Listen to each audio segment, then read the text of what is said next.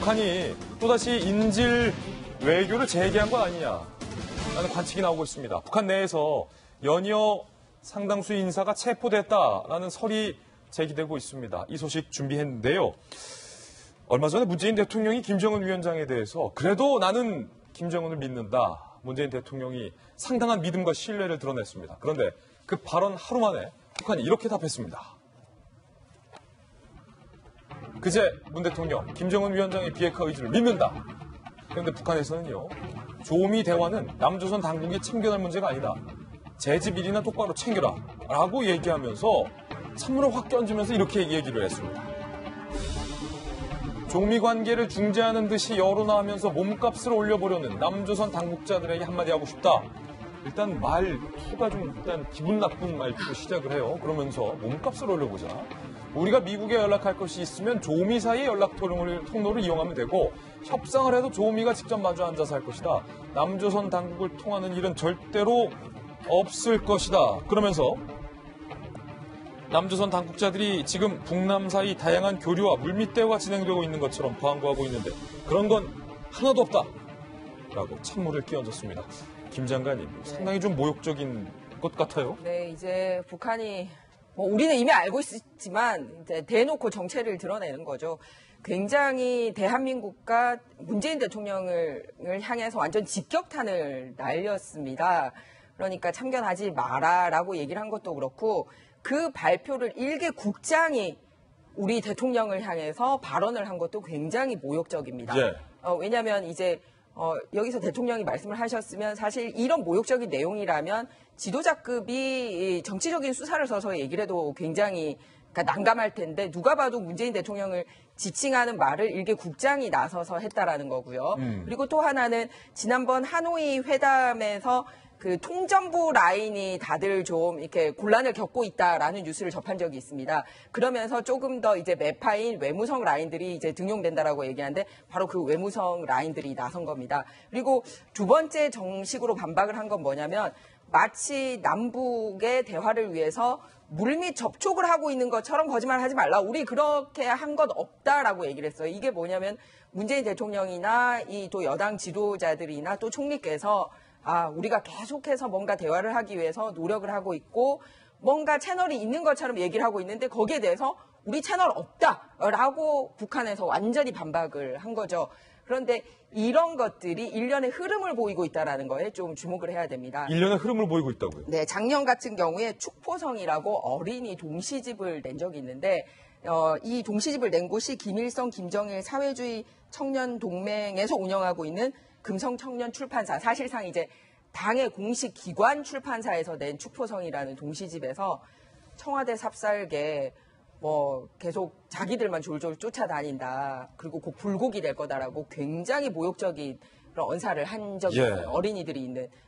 그런데다가 올 4월에 김정은이 또 뭐라고 발언을 했었냐면 오지랖 넓은 중재자 행세하지 말라라고 그때도 한번 직격탄을 날린 적이 있습니다. 예. 그리고 이번에 문재인 대통령께서 스톡홀름에 가서 또 이 북핵 폐기와 관련해서 말씀을 하셨는데 그때도 궤변이다, 낭설이다, 생억지다라고 얘기를 한 적이 있거든요. 한두 번이 아니다. 한두 번이 아닙니다. 작년 시집에서도 그렇고 김정은 발언, 이번에 우리 대통령이 국제적으로 한 발언에 이어서 이번에는 김정은 믿는다라고 대통령께서 말씀하신 다음 날까지 이렇게 이어지는 걸로 봐서 상당히 모욕적인데 이 말은 뭐냐면 지금처럼 아무것도 안 해서는 니네는 이용 가치 없어.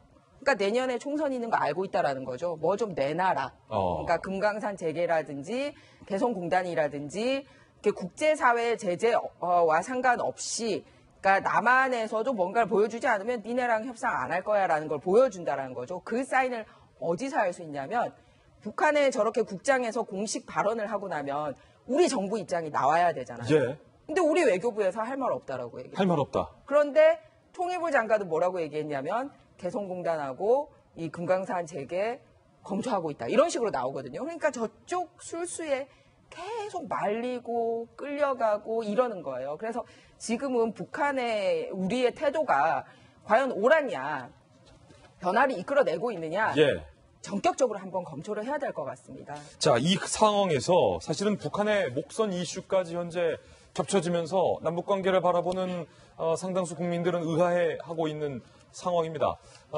북한에서 넘어온 이번 목선이 정말 어선이 맞느냐? 우리 군, 정부, 정보원, 국정원, 세 기관, 그러니까 우리 정부에서는 이거 어선 맞다.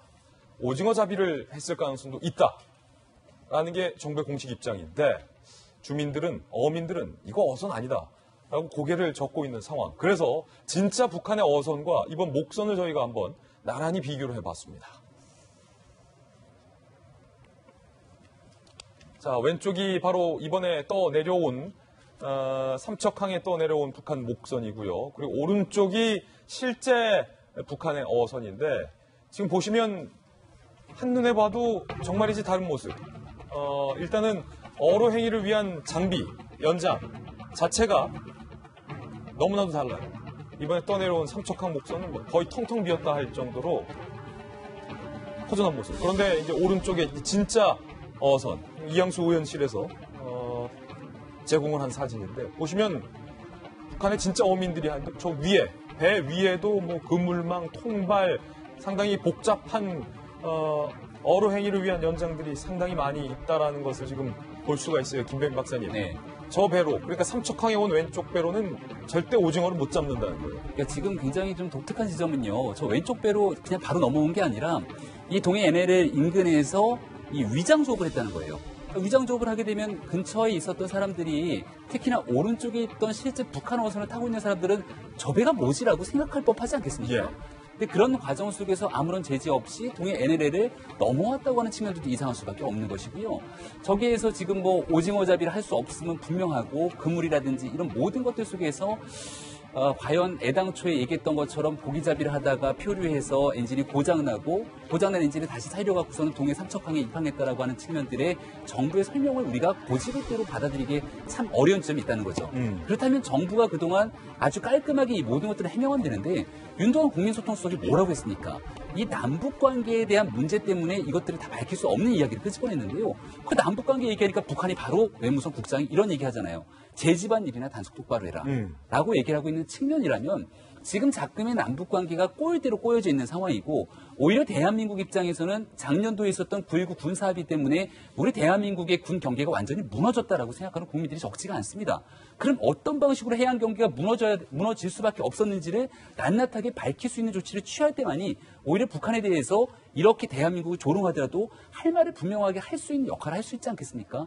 따라서 지금 이양수 의원이 굉장히 중요한 자료를 보내준 것 같다는 생각이 드는데요. 예. 저와 같이 북한의 어선으로 사실은 보기 어려운 지금 대한민국에 들어왔던 저 목선 우리 통일부는 저거 폐기했다라고 한때 보도했던 적도 있습니다.